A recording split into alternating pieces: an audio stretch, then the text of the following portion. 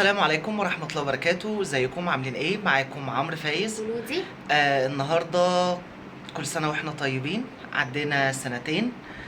ف احنا خارجين دلوقتي، هنقضي اليوم كله في كايرو فيستيفال بقى، وهنخش ايكيا والحاجات دي، فايه ربنا يستر. وادعوا لعمرو ما ضيعش كل فلوسه. فهنفطر ونتغدى بره، ونحاول لما نرجع نتعشى في البيت، يعني نحاول بصيص من الامل. خليكم معانا ونشوف اليوم ماشي ازاي. وشكرا جدا لكل حد جديد معانا في القناه، وشكرا لكل الناس اللي اشتركت في القناه. ويا ريت بقى الناس اللي ما اشتركتش ما تنسوش تعملوا لايك وشير وسبسكرايب للقناه. عاوز تقول لهم حاجه؟ شكرا جدا لكل كومنتاتكم الحلوه، وتابعوا بقى معانا اليوم كله كده. يلا بينا. السلام عليكم ورحمه الله وبركاته، ازيكم عاملين ايه؟ معاكم عمرو فايز. ولودي. النهارده بقى زي ما شفتوا كده في المقدمه ان ده عيد جوازنا النهارده. فاحنا نزلنا، يعني اخرج لودي، طلع طول اليوم كده نفطر ونتغدى بره، ونسوي شويه شوبينج كده في اللطيف منه. بس الموضوع وسع مني للاسف. ف تعالوا بقى بينا كده واحده واحده كده، نسمي الله وشكرا جدا ليكم، ونبدا اليوم مع بعض. احنا في كايرو فيستيفال، وهنبتدي بايكيا. وتنبيه في اول الفيديو، المشتريات كلها بالهدايا هتكون في قناة لودي المفروض كمان ساعتين من نزول الفيديو ده. بصوا بقى، احنا رحنا هناك. اول حاجه هو احنا كنا لسه، يعني احنا صحينا بدري قوي واتحركنا بدري قوي. فرحنا هناك، ابتدينا بالحته بتاعه العفش دي كتمشيه، وكان احنا بنشوف عايزين نجدد حاجه، عايزين نعمل حاجه. هو يا جماعه الموضوع هناك في حاجات اسعارها لطيفه نقدر ان احنا نجيبها، وفي حاجات اسعارها اوفر بس بناخد منها اذواق، لان الناس دي بتبقى متخصصه ان هم بيحطوا الوان على بعض وحاجات على بعض احنا لوحدنا ما نعرفش نعملها. الاول كنا حيرانين نفطر ولا نتغدى ولا نعمل ايه، وبعدين كانت الفقره بتاعه الفطار خلصت، فقلنا خلاص احنا هنتمشى ونبقى نشوف احنا هنعمل ايه هنا بعد قبل كده. ما نعرف ان الفطار اه، خلص، يعني احنا ماشيين. وخدنا سلطه وقلنا خلاص احنا هنفطر ومعرفش ايه. الصراحه انا ما حبيتش موضوع الغدا هناك خالص.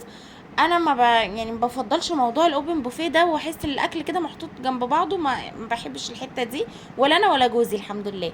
كل حاجة موجود عليها السعر بالقطعة او بالقطعتين او بالتلاتة. والرز تقريبا كان ب15 جنيه. هو السعر بتاعه مش غالي، سعره مش غالي، بس ممكن للناس اللي هي هتاكل حاجة سريعة عشان تنزل تكمل. بالظبط كده. فلقينا بقى الفقرة بتاعت الفطار دي خلصت، وبعدين قلنا طيب احنا هنتمشى الاول، وبعدين نبقى نطلع بقى المول نفسه نشوف احنا هنعمل ايه. في المشاية دي ب49 جنيه، حلوة جدا، تقدروا تحطوها مثلا، تحطوا عليها شوزات ولا حاجة. اللي هي او بتبقى بره الباب دي. بالظبط. وفي بقى البتاع اللي هو الغطا بتاع الميكرويف ده، كل الناس برضه بتجيبه من الحاجات العملية بتاعت ايكيا. دي حد كان جايب فناجيل وسابها هنا اصلا. ف يلا بينا نشوف الدنيا ماشية ازاي، ويعني ترقبوا معانا الموضوع. ده ده ديسبنسر. ديسبنسر. المفروض ان بيتحط فيه مية او عصير او كده، بس هو سعره الصراحة يعني اوفر قوي على الماتيريال حتى. والكاس ده برضو كان شكله حلو جدا وشيك جدا بس بالقطعة. ففي حاجات هتحسوا ان هي سعرها اوفر، بس هي الميزة ان احنا هنقدر ان احنا ناخد ذوق. نقدر ان احنا نشوف ايه الحاجات اللي بتمشي على ايه، ايه الحاجات اللي احنا نقدر نعملها ماتشنج مع بعض. دي قوالب تلج، وهتلاقوا هنا اطباق، وهتلاقوا حاجات، هي في كل كورنر بتلاقوا فيه حاجات متفرقة. ان انتوا تبقوا شايفين الحاجة اللي تتحط جوه. يعني مثلا المطبخ بيقول لكم ايه الحاجات اللي انتوا تقدروا تشتروها من ايكيا نفسه تتحط جوه المطبخ. الاوض النوم ايه الحاجات، الفرش مثلا، او الحاجات هما الصراحة يعني هما أساتذة في الألوان.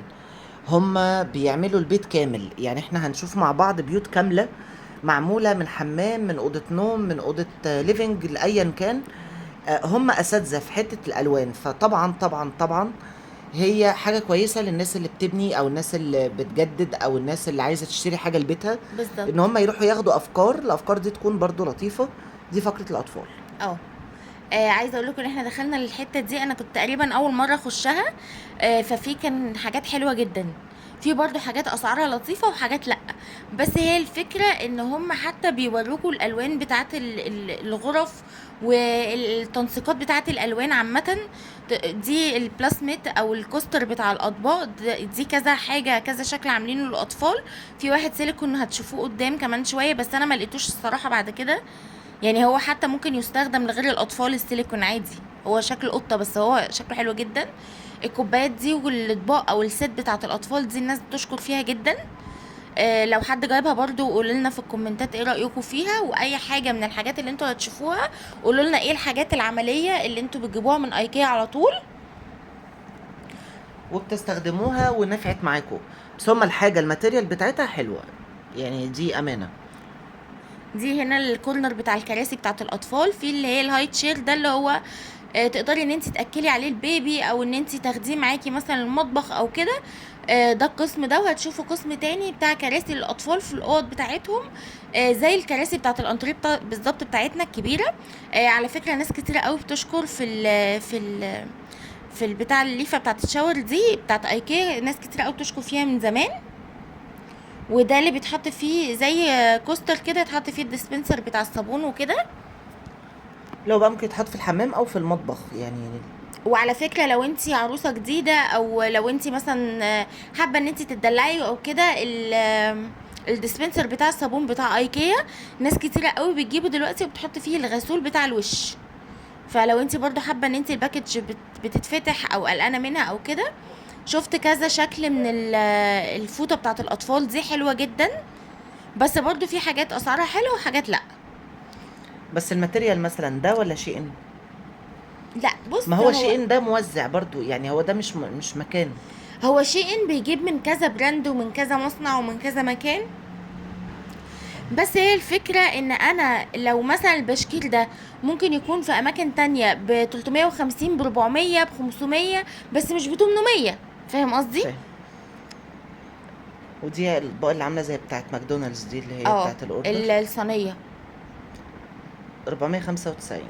اهو بصوا، ده شكل وده، بس دي كانت كوفرتة مش بشكير. يعني كان في اشكال كوفرتات واشكال بشكير. وده بوتي صغنطوط خالص، بس انا مش عارفه ايه الفكره ان ايكيا يعملوا بوتي صغنطط كده او عادي شكله عادي. دي وحدات اضاءه لاوض الاطفال، هتلاقوا منها شكل قلم وشكل بومه وممكن. بحس ان ايكيا بيعملوا الحاجه عمليه مش ديكوريه اكتر، يعني فاهمه، بيعملوا ممكن الحاجه زي ما قال الكتاب. والله هو اكيد حاجات وحاجات اهي. دي شكل وحدات الاضاءه اهي. وفي طبعا لاوض البنات والاوض البنات الولاد، واللي هي البتاع اللي زي اللحاف اللي انتوا شفتوها دي بيجيبوها علشان البيبي يقعد يلعب عليها، تكون طريه عليه ما يقعدش على الارض على بصوا طول. دي فاهمين؟ ب5000 وقماش، يعني دي مش هتبقى، دي هتبقى وثخه يعني. اه هي لودي اتهطلت لما شافت الحاجات الالعاب دي وقعدت تلعب بيها.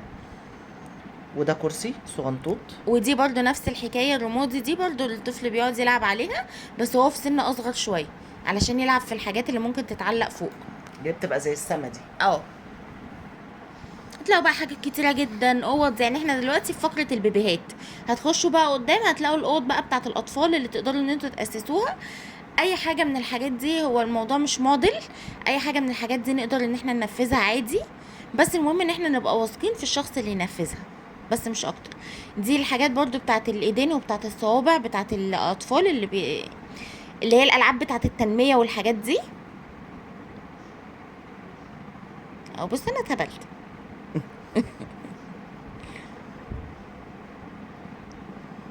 بصوا بقى الالوان دي الالوان او دي العده الاطباق. الطعام بتاعه الاطفال. هي عجبتني بامانه وكان نفسي اجيب منها. هتلاقوا هنا بقى حاطين دباديب كتير وحاجات كتير. اهو الكوستر السيليكون اللي بقول لكم عليه، حتى حلو قوي وينفع للناس اللي بتشتغل هاند ميد او بتشتغل حاجات بالوان او كده، تقدروا بالظبط. تجيبوه وتستخدموه. فكره. اه في شبهه اللي احنا بنعمل عليه العجين او بالظبط.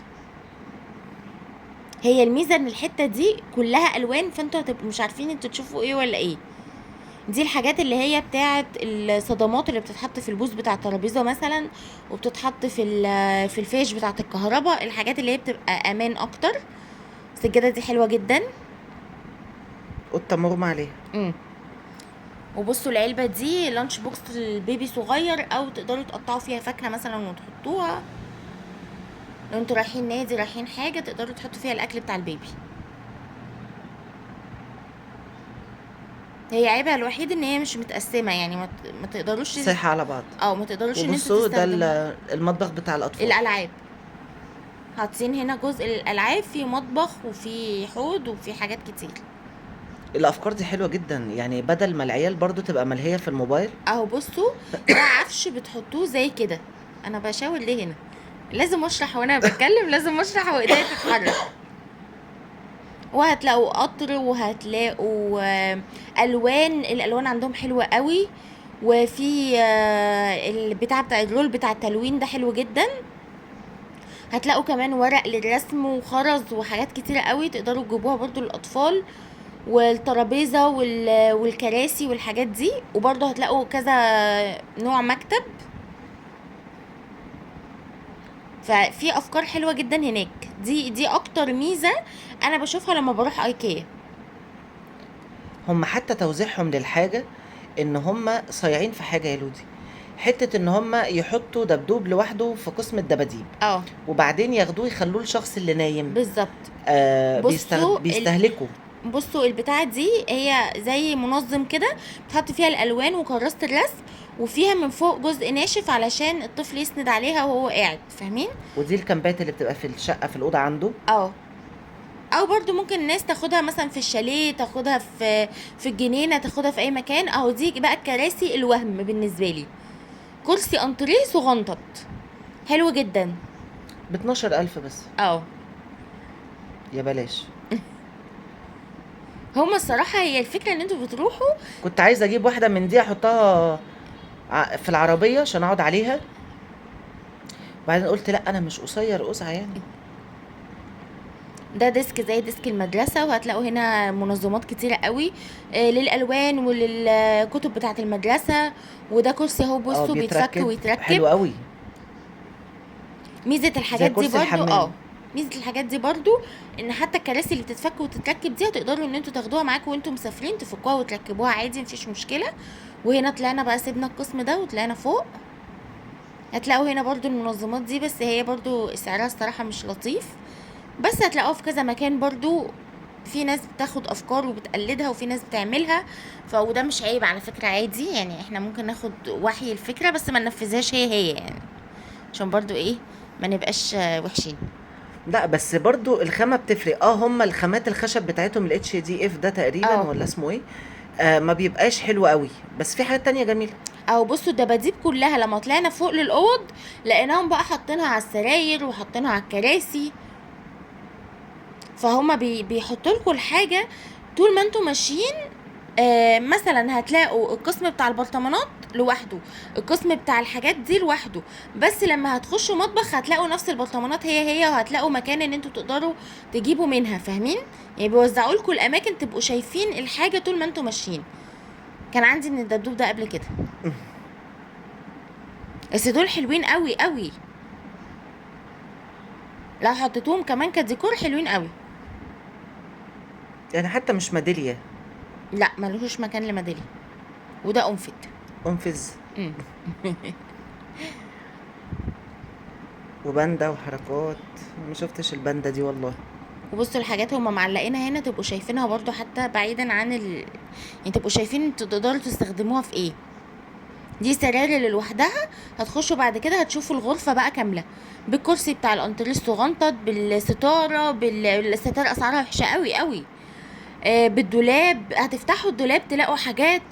الدواليب بتاعه المطبخ هتفتحوها هتلاقوا حاجات. فبيوروكم انتوا تقدروا تجيبوا ايه من ايكيا لاي قطعه موجوده. هما النجف بتاعهم غالي بس شكله شيك جدا، بس مش عملي. معرفش يعني، احس ان انا الحاجات اللي عايز تنضف كل يوم يعني. الورقه دي لو اتحطت في حته هتبقى سهل جدا ان هي تطرب ولونها ابيض، فمش عمليه. بس حلو اللي رايح ياخد فكره وياخد الالوان عندهم صعبه. بصوا بقى الكوشن دي ده سلك المفروض برضو بتتفتح وتتقفل وبتتلون. في بقت شنط دلوقتي بتتلون، ودي الكفرات بتاعت اللحاف. معرفش الصراحه في ملايات ولا لا، بس انا لما جبت اللي كانت عندي كنت جايباها على اسنان ملايه وطلعت كفر لحاف. انت تقصدي ملايه ملايه؟ اه بصوا الحيطه دي 3 دي، انا هروح احط ايديا علشان خايف، لقيتها الخشب يعني. انت فاهمه اقصد ايه؟ اه. انا كنت فاكرها الحاجات دي بارزه شويه. انتوا عارفين حتى الدواليب حاطين فيها هدوم هم حتى وخرمنها. خرمينها كده بطريقه عامله زي خرم الستاره. بس حلوه جدا. ما هو انا تقريبا همسك البتاع اللي بايظه. اه. شفت دي كنت عايزه اجيبها للطرح، بس ما اعرفش ما حسيتش كده الماتيريال بتاعتها. كان في زيها نازله سيليكون، دورت عليها ما لقيتهاش. ودي الشماعات وبتاعت الجزم اللي هي بتتحط في الدولاب، اللي هي فرده وفرده. اه وبصي بقى الرسمه بتاعت الغساله، هم صيع الصراحه. جدا. ودي منظمات بتبقى منظمات او للدريسنج القميص يعني. اه. بصوا معمول زي الستاره ازاي. عشان محدش يلبسه وينزل.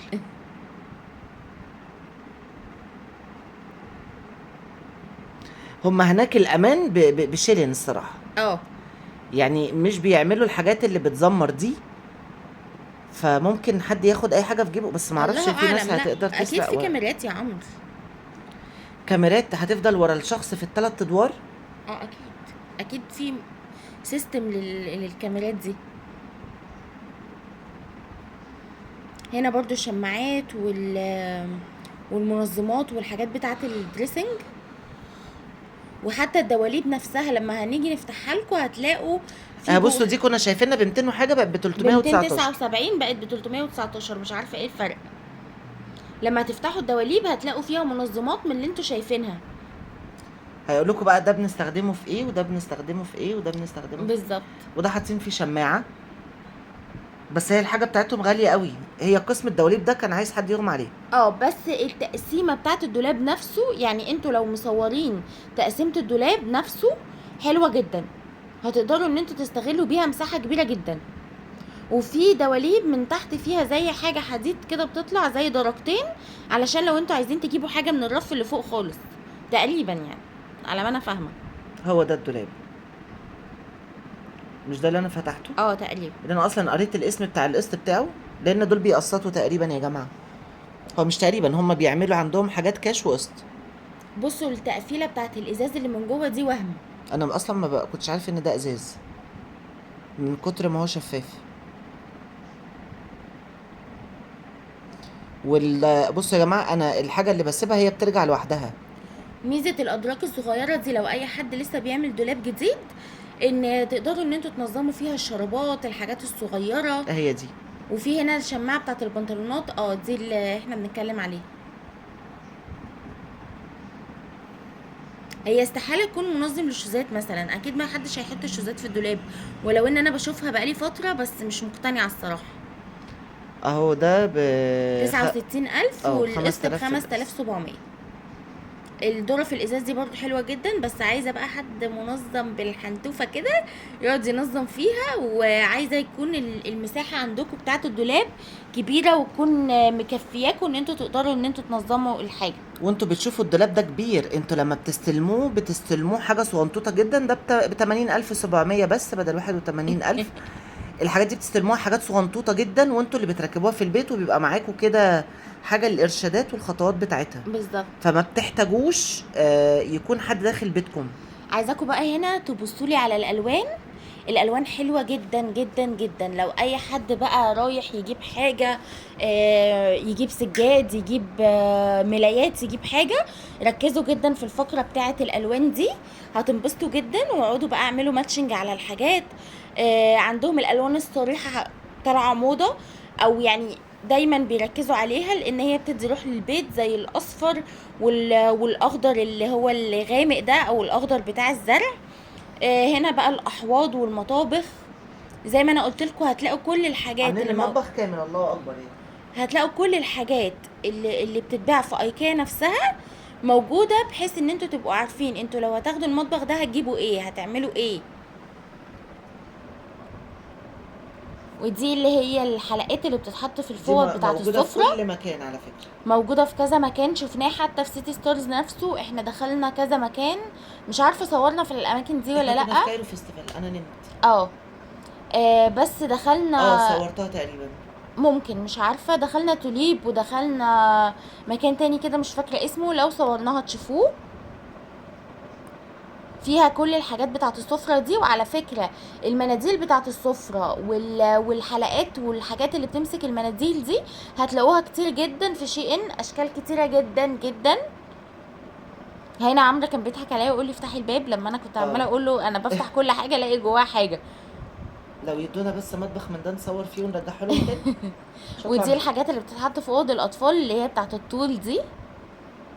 الشجره دي جميله قوي، اه ان الطفل بيعلم على، يعني بتعلمه على كل طول بيوصل له.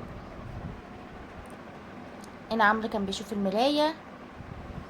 عايزه اقول لكم الالوان حلوه قوي قوي، يعني احنا مثلا عمرنا ما هنقول ان احنا نحط الرمادي على الزيتي مثلا، انا من وجهه نظري ان هما ما يلقوش، بس لما بروح بلاقيهم يليقوا عادي. انا من عشاق الحوض الصيني ده، اه حلو قوي. بصوا بقى، حتى الدواليب حاطين فيها بتاعت الوحدات بتاعت الحمام، حاطين فيها علب للغسول فاضيه مثلا وحاجات زي كده. وعندهم نسبه ذوق انها بتراضي اي حد، اللي هادي غير اللي مجنون غير اللي حاطط الوان. هما الصراحه فجر وقدر. بصوا السرير ده حلوه قوي. الناس بتعمل اغلبيته خزين، ده عاملين واحد خزين واحد ترابيزه. ده للناس اللي بتحب الحاجات اللي هي البوهيمي اكتر، او الاذواق اللي هي مجنونه شويه. هتلاقوا برضو كذا سرير من السراير دي، ما هي السرير دي في سراير هنا برضو الاوض بتاعت الشباب يعني، او الناس اللي مش بتحب تعمل اوضه اطفال صريحه انها تقعد معاها سنين، فاهمين؟ وطبعا انا كنت هنا ابتديت اوقوق واقول لها انا جعان. ايوه بس خليكم معانا لاخر الفيديو هتشوفوا حاجات جميله جدا. عايزه اقول لكم ان انا كنت مبسوطه جدا، وحتى احنا روحنا خلصنا الموضوع وفتحنا لكم لايف بعد ما خرجنا ورجعنا ودخلنا السوبر ماركت. مش عايزه احرق لكم الفيديو، بس رحنا بقى حاجات كتير وتمشينا كتير ورجعنا فتحنا لايف وصورنا فيديو المشتريات اللي هينزل عندي، ونمنا بقى، نمنا زي الاطفال. يعني انا الفيديو ده بصوره لكم دلوقتي الساعه 9 الصبح علشان انزل الشغل ويقدر ينزل لكم في نفس اليوم. هنا بقى القسم بتاع المكاتب للناس اللي بتحب ان هي تعمل مكاتب، او الناس اللي بتحب يبقى في مكتب في البيت، او للشركات، يعني الاتنين موجودين. وترابيزات والاستندات بتاعه الموبايل هتشوفوها، وكراسي ووحدات اضاءه. هما دماغهم حلو، يعني حاجه تحسب لهم. الناس دي بتفكر تفكير كويس، ومش بشرط ان انا اشتري منهم، بس اخد ممكن استفاد منهم حته الذوق. واللي هيشتري منهم، او لو هم اسعارهم تناسب الناس كلها في كل حاجه، هما كده كده ميزتهم ان انتوا بتخشوا، انتوا كده كده هتشتروا ايا كان انتوا اسعاركم، يعني ايه مادياتكم قد ايه، كده كده هتشتروا، كده كده هتلاقوا حاجات تناسب ان انتوا تشتروها. دي حاجه.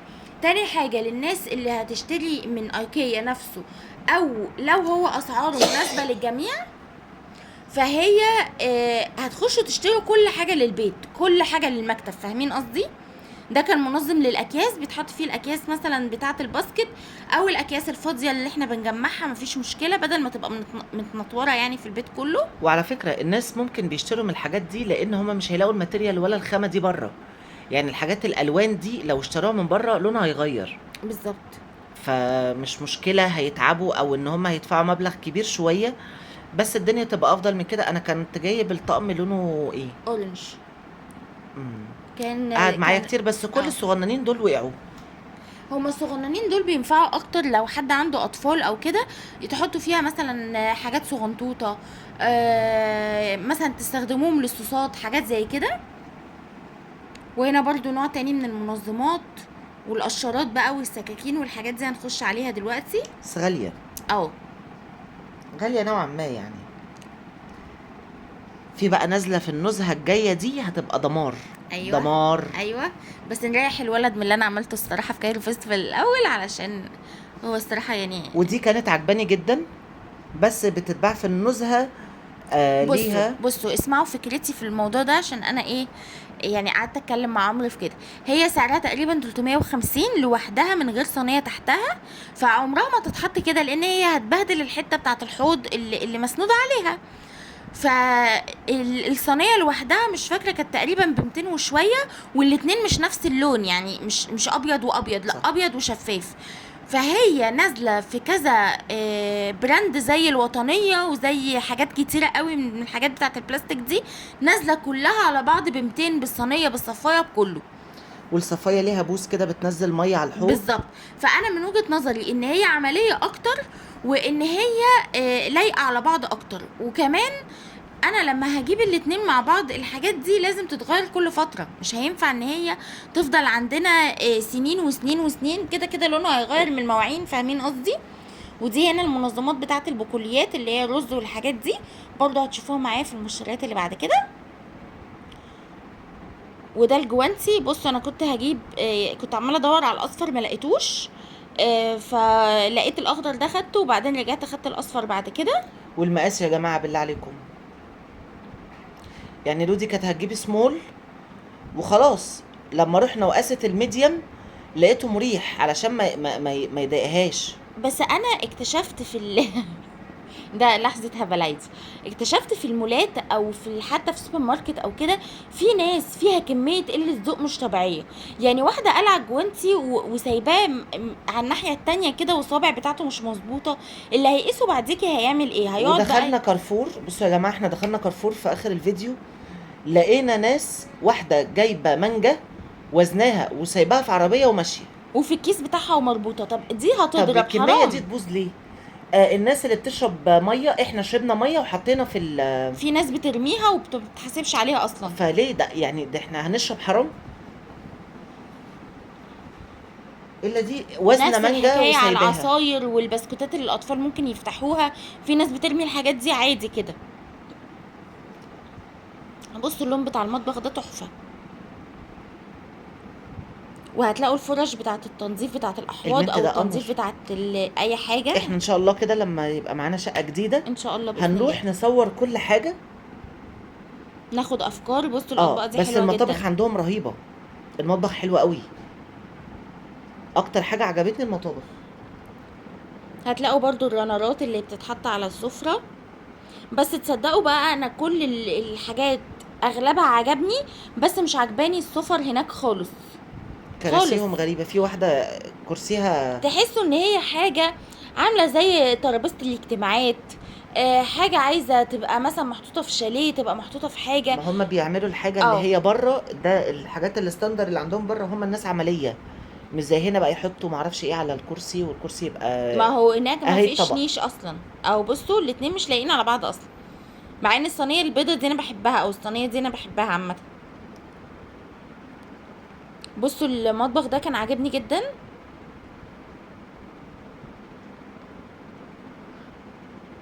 ودي اللي هي الكسترات اللي عاملة زي البرنيكة، او الحاجات دي ليها اسم. الفازة دي حلوة جدا، بس انا كان عندي فازة يعني اوريدي، فمش ما عنديش مكان ليها تاني، بس حلوة جدا.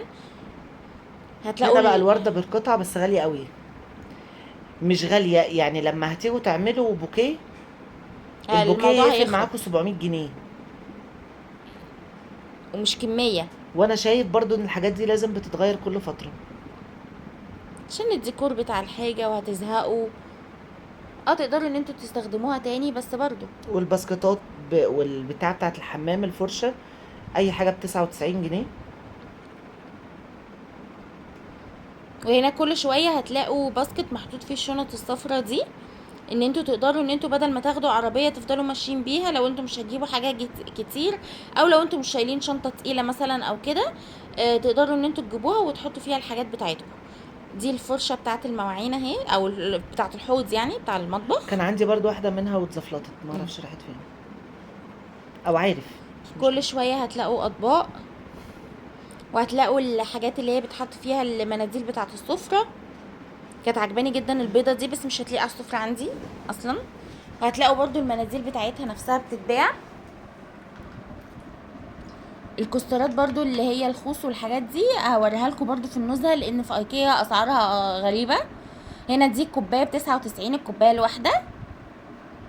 هي الميزه بتاعه الازاز عندهم بصراحه، يعني بعيدا عن ان هو غالي، بس هو الميزه بتاعته ان هو نقي جدا جدا.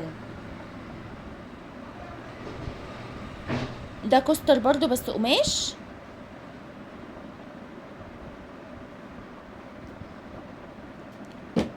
بصوا الالوان، عايزاكم تبقوا مركزين مع الالوان. وشفتوا المطبقيه الصغنطوطه دي، صفايه برضو بس صغنطوطه للاطباق، بس اطباق والشوك وكده.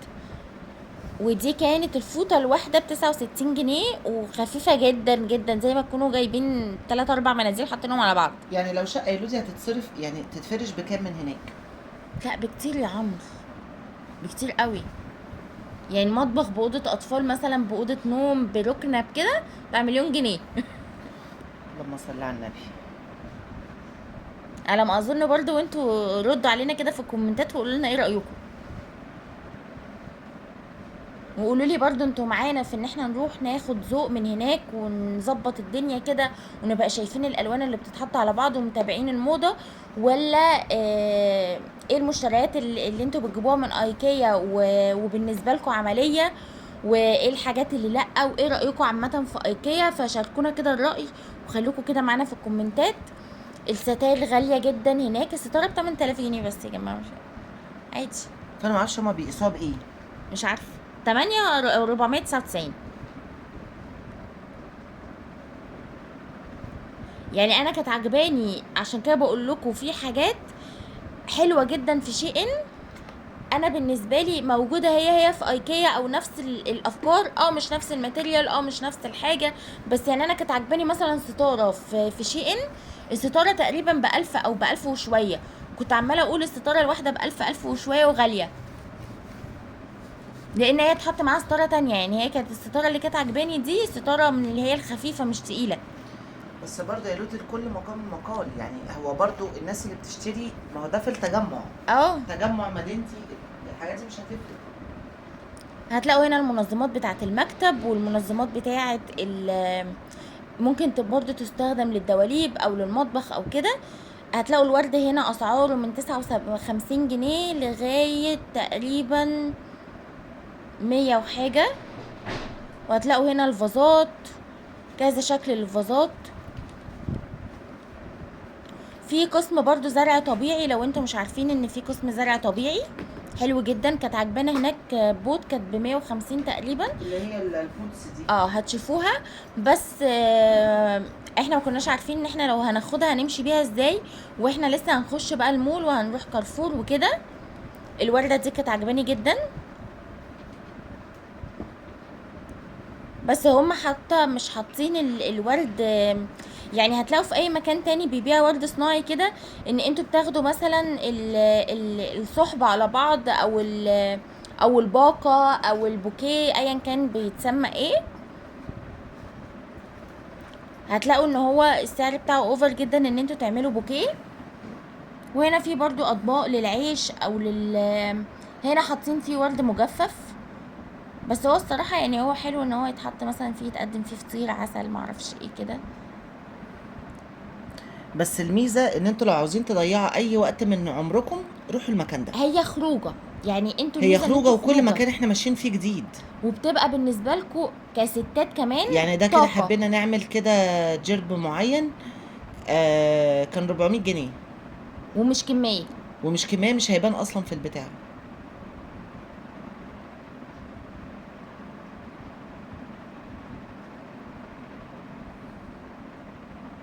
هتلاقوا دي الوردة الوحيدة اللي موجود منها لونين، مش عارفة ليه. اهي دي ب79. وكان في زيها شلال تانية هتشوفوها قدام، لا ده كانت الطبق اللي ب79 دي ليها رقم محترم بجد. تقريبا. هتلاقوا هنا برضو الزرع الصناعي كله. ده 400، يعني بسم الله الرحمن الرحيم 400. الشلال اللي قدام اللي هتشوفوها كانت عجباني، كانت ب350. اللي في الاول لا الصغنطوطه المبقلظه دي. وده هنا لو انتوا عايزين تجيبوا بوت لوحده في ناس بتجيب البوتات بتاعت الفضي دي وبتستخدمها للشيك مثلا في الكافيهات، او بتستخدمها لان انتوا تحطوا مثلا فيها بطاطس او حاجات زي كده. ليها استخدامات كتير على فكره، يعني هو هو الواحد ده اللي ب150.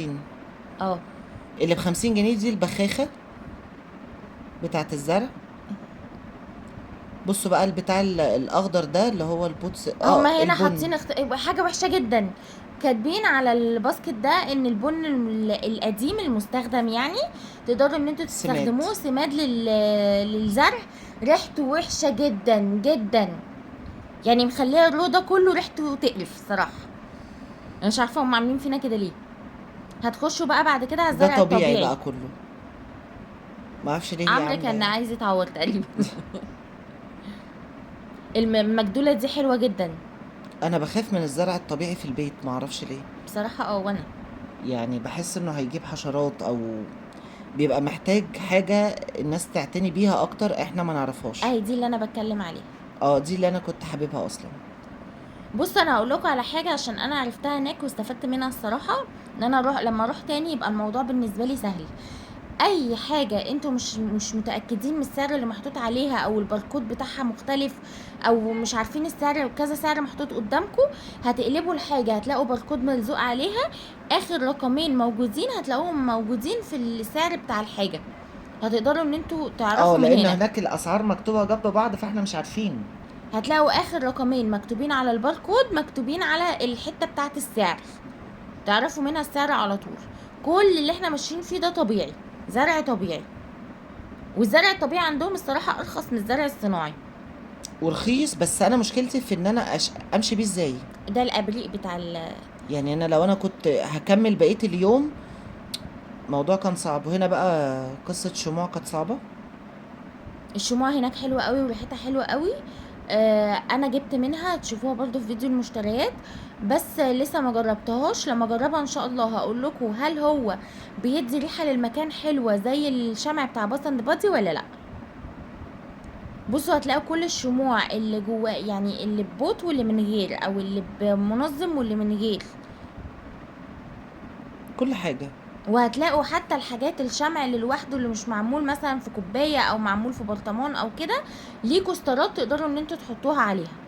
بس الشمع ده مفيد جدا يا جماعه، والله العظيم بيدي طاقه للنفسيه. حلوه وبيدي ريحه حلوه، تحسوا كده ان انتوا في دنيا تانية. فكل بدل ما كل شويه يرشوا معطر. اه المعطر ده على فكره مش حاجه، يعني هو حاجه مش كويسه. بنرش معطر بس هي ممكن تكون مره، انما مش طول اليوم بنحط معطر. هتلاقوا بقى الشمع الصغير ده فيه منه بريحة الفراولة وبريحة النظافة، وهتلاقوا منه بريحة الزرع وبريحة التراب، الحطب، الحطب. وهتلاقوا منه بروائح كتيرة جدا. ريحه الميتين. مش الدرجة دي. ده المضرب المضرب. بتاع النسكافيه، المضرب بتاع النسكافيه ده ليه قصة يا جماعة. احنا سألنا حد، انتوا لما بتبقوا هناك اي منتج انتوا عايزين تسألوا عليه بتسألوا اي حد لابس اصفر. ده برضو للناس اللي هتروح ابقى مفهماكم ان انتوا الموضوع يفيدكم يعني. هتروحوا تسألوا الراجل جه قال لنا هتلاقوا الستاند بتاع المضرب بتاع النسكافيه، شايفين الحته اللي هناك دي في مج بيج ورا المج البيج. وفعلا فهم ما شاء الله هم حافظين كده ازاي. حتى في المول نفسه، هو المول ما شاء الله كبير جدا. في المول نفسه لما كنا بنسأل على اي حاجه من حد بتاع امن او حد بتاع نظافه بيشرح لكم المكان بالظبط. واللي هو عارف هو واقف فين والمكان رايح فين، فاهمه؟ بالظبط. دي برضو كراسي، الكراسي دي هتلاقوها في المكان اللي احنا هنقعد فيه قدام. فهم حتى الاماكن اللي بتقعدوا فيها في ايكيا نفسه دي برضو الحاجات دي صنعوهم هم. فهم حتى بيشجعوكم ان انتوا لو مثلا مطعم او كافيه او كده وهتاخدوا منه الحاجه تبقى الحاجات هي اللي بتتباع. هنا بقى عمرو جاب لنا قهوه وجاب لنا باتيه كده بالهوت دوج، كان حلو جدا بس هو كان عايز يتسخن زياده سيكا. وهنا برضو بقية الحاجات الموجودة هنا هتلاقوا مكان فيه كاندي وفيه شوكولاتات مستوردة وفيه بن وفيه حاجات مجمدة، زي مثلا الكفتة والكبيبة او السمبوسك او الحاجات دي. وانا كنت اول مرة اشوف السكشن ده الصراحة.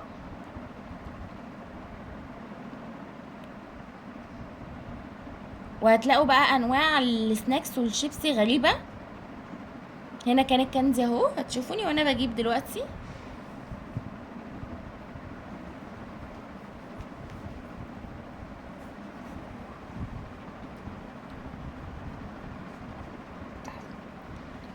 بس كده الله. هنا بص بقى، كنت خلاص جبنا الحاجة وحاسبنا وقعدنا شربنا القهوة واكلنا، ودلوقتي بقى لقينا الكنزي فجبنا.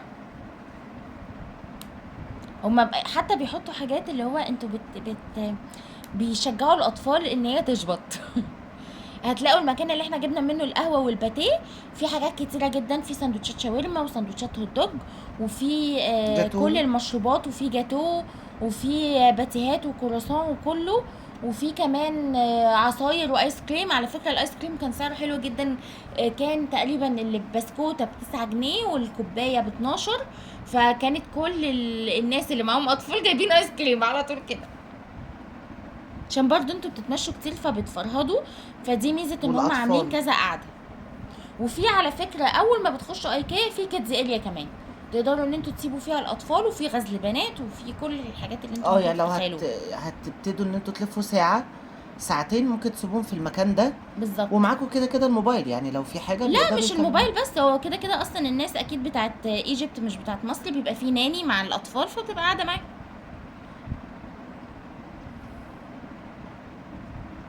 جبنا بس هو هنا كان ال 100 جرام، ال100 جرام ب49 جنيه، جبنا 125 جرام. واكلنا نصهم النهارده، نصهم امبارح ونصهم النهارده.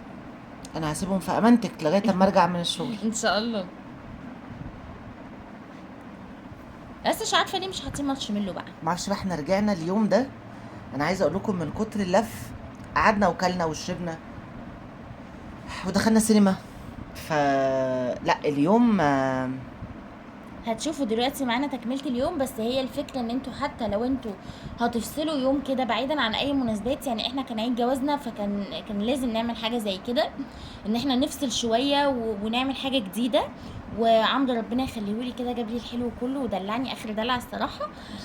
فانتوا لما هتفصلوا كده كل فترة هتحسوا ان انتوا عندكم طاقة للحياة تاني، وعندكم طاقة للالتزامات اللي عليكم، وعليكم طاقة ان انتوا تقدروا ان انتوا يعني يبقى في ضغط من اول وجديد. احنا رجعنا بقول لكم نبقينا زي الاطفال بعد ما خلصنا البث وبعد ما خلصنا التسجيل بتاع التصوير بتاع فيديو المشتريات، فبيرجع عندكم طاقة كده حلوة. ده هينزل عند رودي النهارده شاء برضو الله بعد بإذن الله. ساعتين من الفيديو بتاعي. والميزه كمان ان انتوا لما بتقضوا يوم بره، انا مش هقول لكم روحوا ده بصل زي بتاع الكشري، مش عارفه ايه الفكره ان هو بيتباع كده.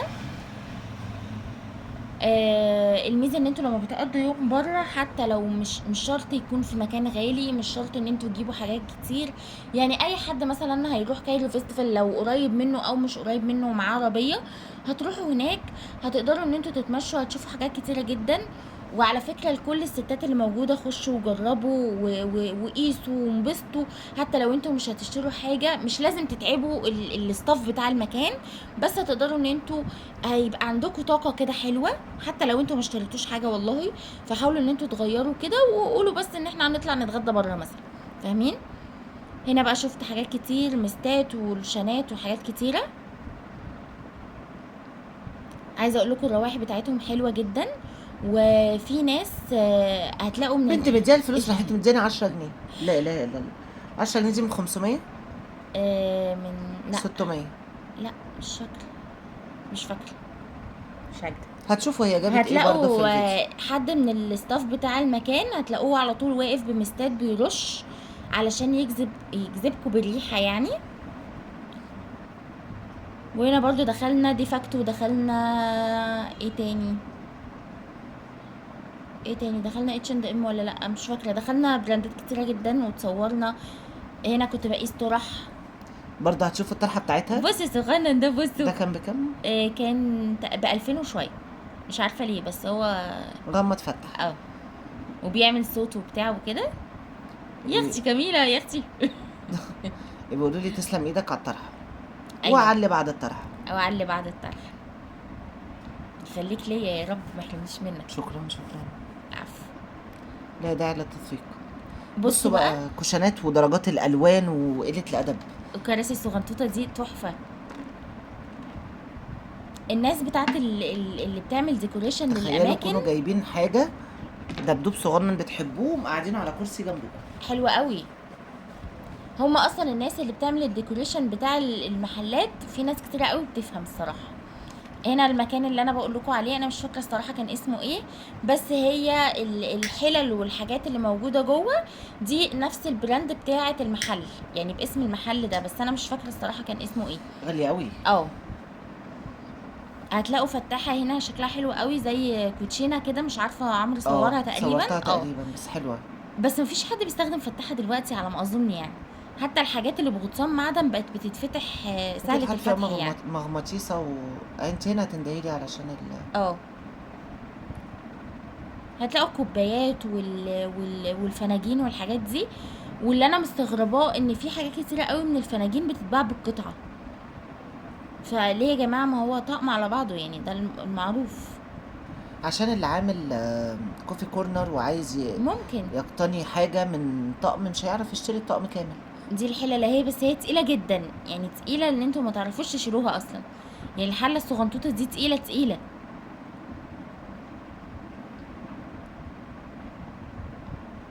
دي المفروض ان هي الطشه ولا ايه؟ بس هي برضو حجمها صغير قوي قوي يعني. بيضه. او اللي بيحطوا البرجر في البيض ده. ممكن. يعني ال3 حلل الصغنطاطين دول كانوا ب5000 جنيه. اللي على الشمال.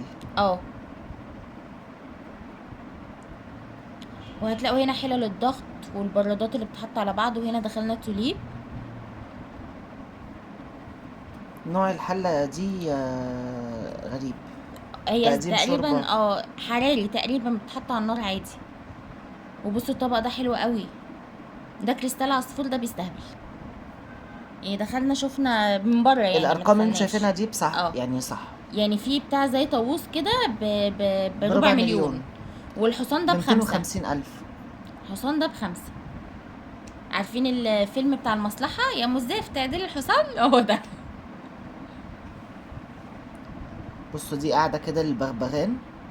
بس انا بخاف من الحاجات دي، بحس ان هي مرعبة. وده ارنوب. هل في ناس فعلا بتحط الحاجات دي؟ ايضاز.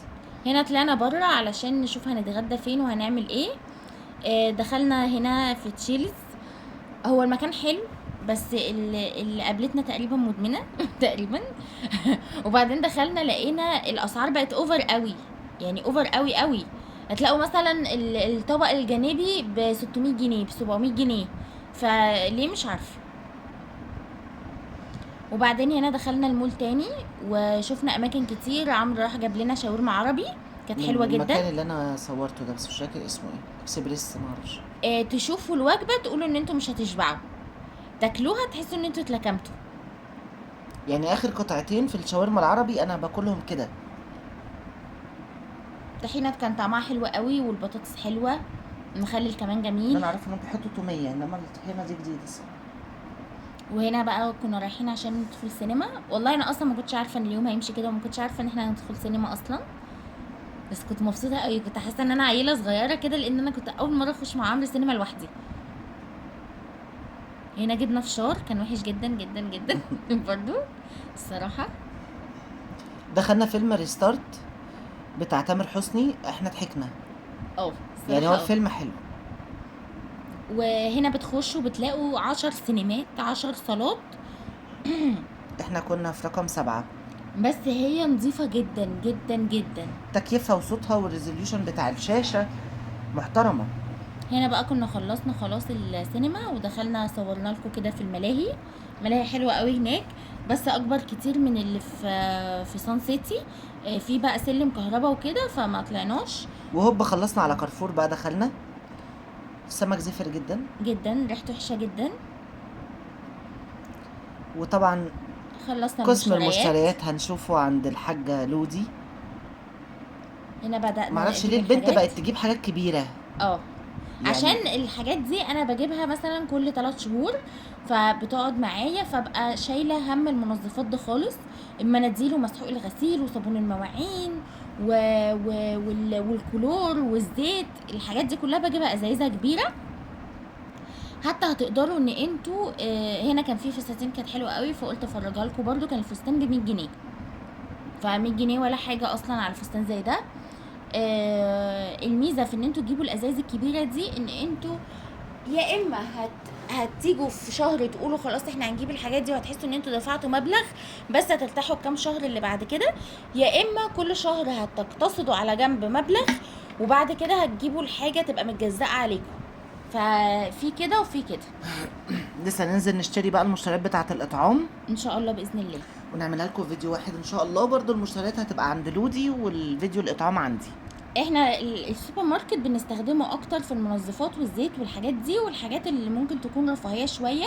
بقيه الحاجات اللي بنجيبها من عندنا، يعني احنا عندنا الجزار ما بنغيروش. طبعا الخضار والحاجات دي بجيبها من عندي. ما كنتش محتاجه حاجه تاني، يعني حتى هتشوفوا في المشتريات ما جبتش رز، ما جبتش حاجه. الحمد لله كان في كل حاجه عندي، وربنا يجعل بيوتكم دايما عامره، دايما مليانه بالخير كله. شكرا جدا لو شفتوا الفيديو لغايه دلوقتي، ويا رب الفيديو يكون عجبكم وربنا يخليكم لينا، وما وشكرا تنسوش جدا اللايك جدا والشير جدا ليكم. والسبسكرايب للقناه. اشوفكم على خير.